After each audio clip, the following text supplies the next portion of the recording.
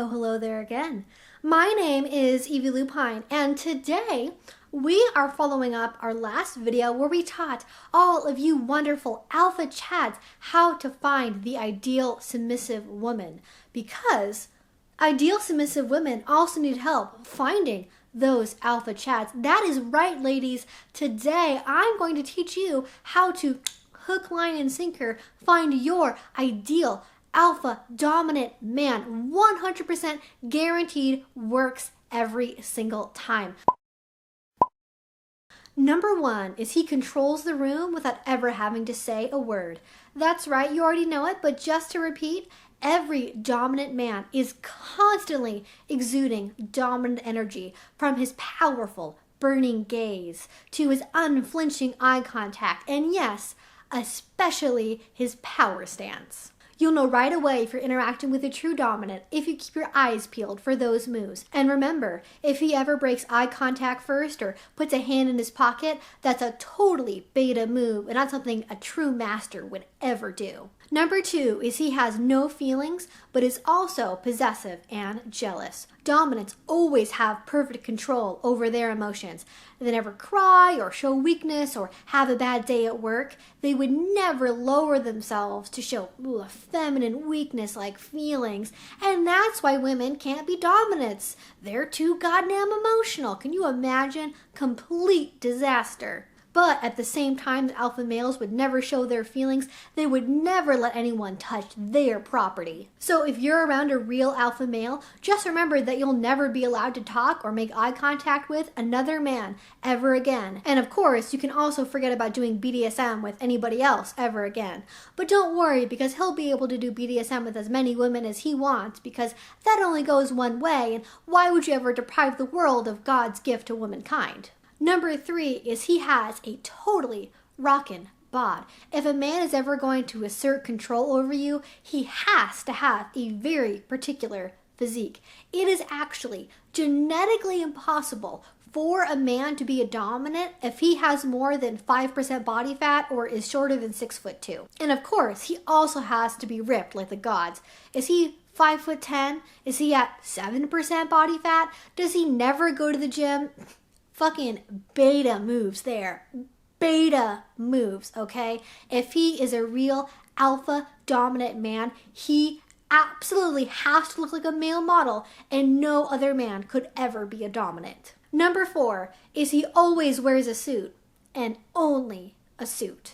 Everyone knows a real dominant would never be caught dead without wearing a suit. And not just any off-the-rack suit either. A high-end, designer brand, perfectly tailored suit at that. How are you supposed to effectively dominate literally everybody in your surroundings if you don't have on a suit jacket, a tie, and dress shoes? Because the truth is, without a suit on, the alpha male's ability to project their dominant energy is actually stunted.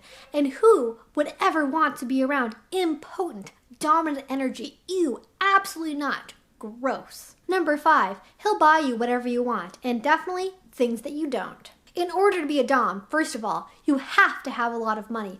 Millionaire is okay, billionaire is better. As everyone knows, dominant energy has a direct correlation to the number of zeros in your bank account. But how can they show you that they have the requisite sticky icky cashies to make sure all of your wildest dreams will come true? By spending it on literally anything you want, of course. You want furs? Diamonds? How about a new car? Oh, don't worry, they can have all of that covered in an instant. Remember, Dom always knows best. You might say you don't like expensive gifts, or you already have a car, or you're not really that hungry, thanks, but that doesn't mean he shouldn't buy you a giant gold watch or spend $5,000 on dinner, right? Number six is he's a master of everything. Dominants are born being dominants. Silver spoon? More like silver flogger. A true dom just has the innate knowledge necessary in order to be a good dominant. They would never go to classes or conventions or ever learn from anybody else, and they are certainly never going to take advice from a submissive about what they should be doing during their scenes. Only a beta-cuck would listen to what their partner wants during a scene. Oh, and it goes without saying that he's a master in the bedroom as well, although he'd never go down on you or eat your pussy, because doing so is a total beta move too. Also, no virgin has ever been a dom before. And finally, here is the big secret, ladies. All true alpha male doms are mind readers. That is right. Literally, every true dom is a mind reader. You don't have to worry about having boring conversations with them or negotiations or talking about your preferences because they already know. Is Thai your favorite food? Do you want that pillow a little bit more to the left? Don't worry, they already know that. And if they don't do something that you want them to do, or they're doing things that you don't actually like, it's only because they're trying to teach you a lesson that you deserve. And remember, a true dominant always knows you better than you know yourself. So if you say you don't like spicy food, or gags are a hard limit, that's really just you setting a challenge for them to overcome. Not that you actually have any preferences of your own, because with a true dom, your inner submissive will blossom and you will have no hard limits. And well, that's all the advice I have to give to all of you wonderful ladies looking for a dominant out there today. If you want to see some more tips, go ahead and subscribe, and I will see you all in the next video. Ciao!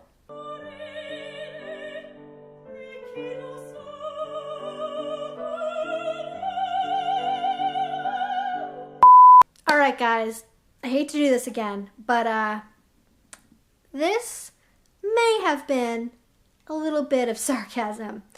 Now, I don't actually think that any of those things are true, and the reason why I say them is because we have a lot of stereotypes associated with dominance, from wealth to the way that people look or dress or act like.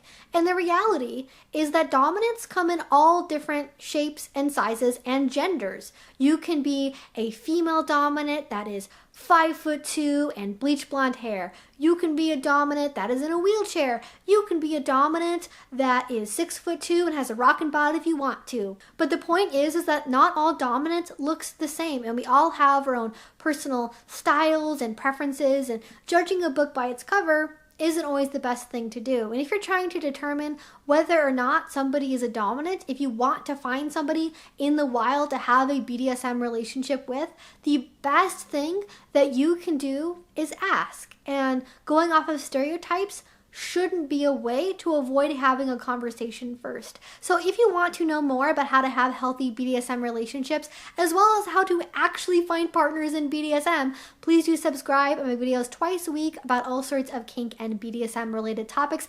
And if you enjoy kind of weird little sarcastic videos like this one, you can also support me on Patreon. That's what makes videos like this one possible. If you already support me over there, thank you so much. It means the absolute world to me. And until I see you guys next time, I hope you have a great rest of your day and a great rest of your week. Bye-bye.